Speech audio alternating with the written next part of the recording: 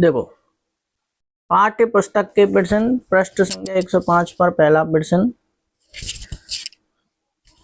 देखो, ध्यान से सुनो बच्चों। हमारे जैसे बहुकोश के जीवों में ऑक्सीजन की आवश्यकता पूरी करने में विसरण क्यों अपर्याप्त है? अपर्याप्त कहते हैं उसे जो पूर्ण ना हो। तो देखो उत्तर सुने। बहुकोश के जीव कहते हैं जिसमें बहुत कोशिका पाई जाती हैं, बहुत अनेक कोशिकाएं पाई जाती हैं, को अपने शरीर को चलाने के लिए बहुत अधिक मात्रा में ऊर्जा चाहिए, जिसके लिए काफी मात्रा में ऑक्सीजन की आवश्यकता होती है। बहुकोश के जीव जैसे मनुष्य में शरीर का आकार बहुत बड़ा होता है तथा शरीर की संरचना जटिल होती है। बहुकोशिकीय जीवों में उनकी केवल बाहरी त्वचा की कोशिकाएं और रंध्र ही आसपास के वातावरण से सीधे संबंधित होते हैं। अब देखो संबंधित होते हैं, यहां से चलेंगे। बहुकोशिकीय जीवों में सभी कोशिकाएं सीधे ही पर्यावरण के संपर्क में नहीं होती, अतः साधारण विसरण सभी कोशिकाओं की ऑक्सीजन की आवश्यकता पूरी करने के लिए अपर्याप्त है। देखो प्रश्न नंबर 2, कोई वस्तु सजीव है, इसका निर्धारण करने के लिए हम किस मापदंड का उपयोग करेंगे? सजीव जानते ही हो, जो गति कर सकते हैं, जो वृद्धि करते हैं, ये लक्षण होते हैं, आप जानते हो सजीव। सभी जीवित वस्तुएं सजीव कहलाती हैं। कोई भी चीज सजीव है या फिर निर्जीव, इसके पहचान के लिए हम लोग देखते हैं कि उसके शरीर में जैव प्रक्रम हो रहा है या नहीं, जैसे पोषण कर रहा है, श्वसन कर रहा है, वहन, उत्सर्जन इत्यादि। यह वे जैव प्रक्रम है जिनके द्वारा हम लोग पहचान कर सकते हैं कि कोई भी चीज जीवित है अथवा निर्जीव, क्योंकि कोई भी निर्जीव चीजों में यह सब प्रक्रम नहीं हो सकता है। अब देखो प्रश्न नंबर 3, किसी जीव द्वारा किन कच्ची सामग्रियों का उपयोग किया जाता है? तो उत्तर देखो, किसी जीव द्वारा निम्नलिखित कच्ची सामग्रियों का उपयोग, देखो ऊर्जा और सामग्री के स्रोत के रूप में भोजन का उपयोग किया जाता है। ऊर्जा सामग्री के स्रोत के रूप में भोजन। नंबर 2, भोजन के टूट कर उससे ऊर्जा प्राप्त करने के लिए ऑक्सीजन चाहिए। अब देखो तीसरा पॉइंट है लास्ट, शरीर के अंदर भोजन तथा अन्य कार्यों के उचित उपयोग के लिए पानी चाहिए। ये तो कच्ची सामग्री है। प्रश्न नंबर 14 देखो अगला, जीवन के अनुरक्षण के लिए आप किन प्रक्रम को आवश्यक मानेंगे? जीवन के अनुरक्षण के लिए आवश्यक प्रक्रम पोषण चाहिए, श्वसन चाहिए, वहन चाहिए, उत्सर्जन, ये आदि क्रियाएं होना आवश्यक है। पृष्ठ संख्या 111 पे स्वपोषी पोषण और विषमपोषी पोषण में क्या अंतर है? ये प्रश्न का उत्तर आपके लिए नोट्स में करा दिया गया है, तो इसको नहीं करना है आपको। अब देखो प्रश्न नंबर 3, हमारे आमाशय में अम्ल की भूमिका क्या है? तो हमारे देखो हाइड्रोक्लोरिक अम्ल आमाशय के जठर ग्रंथियों से निकलता है। तो इसमें प्रश्न कह रहा है हमारे आमाशय में अम्ल की भूमिका बतानी है। प्रश्न नंबर 2 का उत्तर भी आपके लिए नोट्स में करा दिया है। देखो यह अम्ल आमाशय में अम्लीय माध्यम का निर्माण करता है। यह अम्लीय माध्यम पेप्सिन हार्मोन की क्रिया में सहायक होता है। अगला पॉइंट है HCl अम्ल हमारे भोजन में उपस्थित रोगाणुओं को नष्ट कर देता है। अम्ल आमाशय में भोजन को पचाने में सहायता करता है। प्रश्न नंबर 4, पाचक एंजाइमों का क्या कार्य है?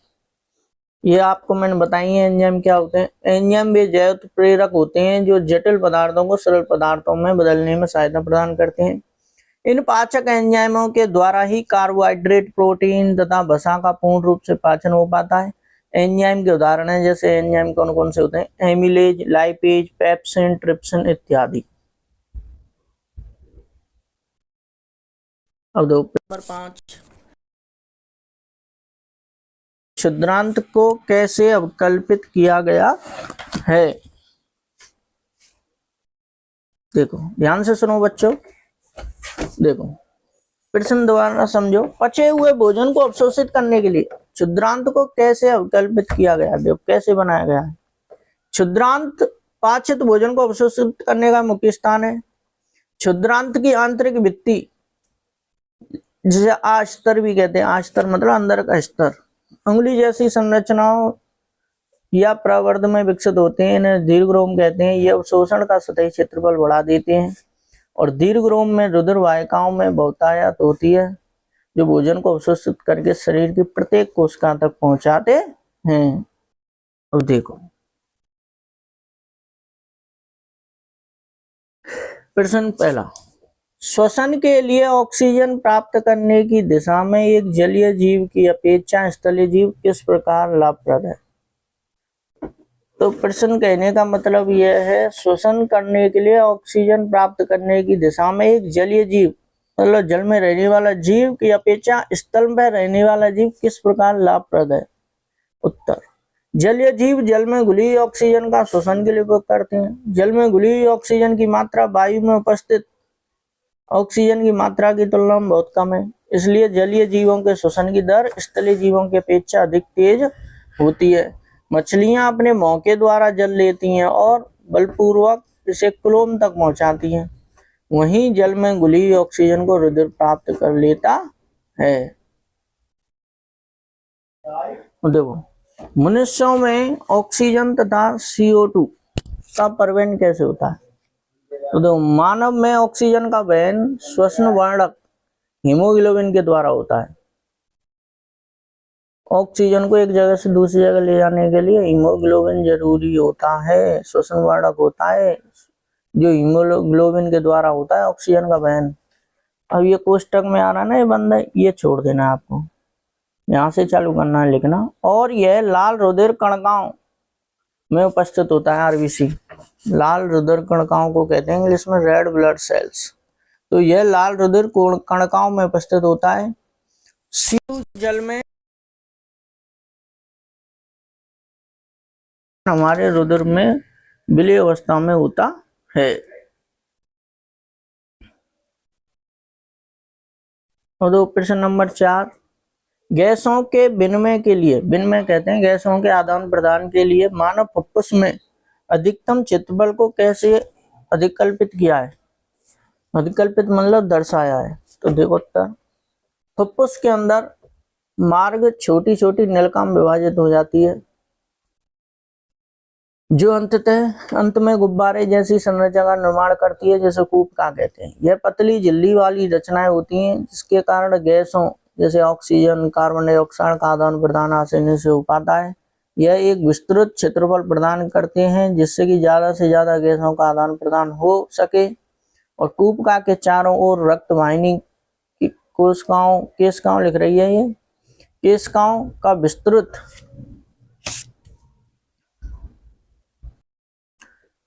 जाल होता है, जिसमें ऑक्सीजन एवं CO2 का विनिमय अथवा आदान प्रदान होता है। देखो पृष्ठ संख्या 122 पर प्रश्न नंबर पहला, मानव में वहन तंत्र के घटक, वहन तंत्र कहते हैं, संवहन तंत्र भी कहते हैं। संवहन तंत्र के घटक कौन कौन से हैं, जैसे मैंने आपको कराया है। इन घटकों के क्या कार्य हैं, तो कार्य बताने हैं इनके। देखो उत्तर, ये प्रश्न भी मैंने नोट्स में करा दिया है, पर एक बार और समझ लो, आप लिखना मत पर देख लो। देखो इसका उत्तर हम दो प्रकार से कर सकते हैं, एक तो संक्षेप में और दूसरा विस्तृत रूप में। यदि विस्तृत रूप में इसका उत्तर करना है तो आप नोट्स में दिए गए उत्तर को लिख सकते हैं, और यदि हम लोग संक्षेप में बात करें तो इसके उत्तर को इस प्रकार से लिख सकते हैं। देखो कम नंबर में आए जैसे तो आपको इस संक्षेप में लिखना है, और ज्यादा नंबर में आए तो विस्तृत रूप में लिखना है। वो जैसे मनुष्य में वहन तंत्र के मुख्य घटक हैं, जैसे रुधिर वाहिकाएं तथा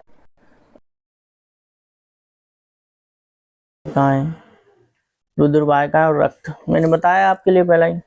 हृदय के बारे में बताना है, इसमें हृदय एक पंप की तरह कार्य करता है। यह शरीर के विभिन्न अंगों से विऑक्सीजनित रुधिर प्राप्त करता है, जिसमें ऑक्सीजन नहीं होता है।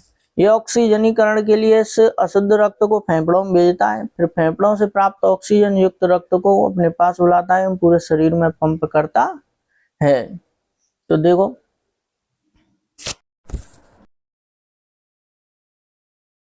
रुधिर विभिन्न पदार्थों जैसे ऑक्सीजन, पोषक तत्व,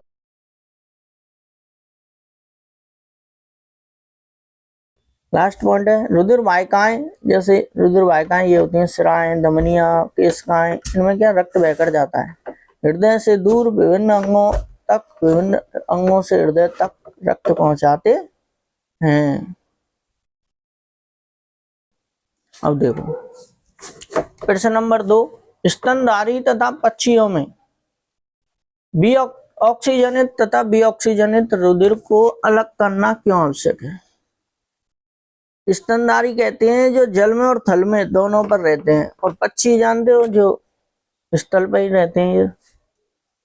तो इनमें ऑक्सीजनित मतलब ऑक्सीजन से युक्त रक्त, और विऑक्सीजनित कहते हैं बिना ऑक्सीजन वाला रक्त को अलग करना क्यों आवश्यक है? तो उत्तर समझो।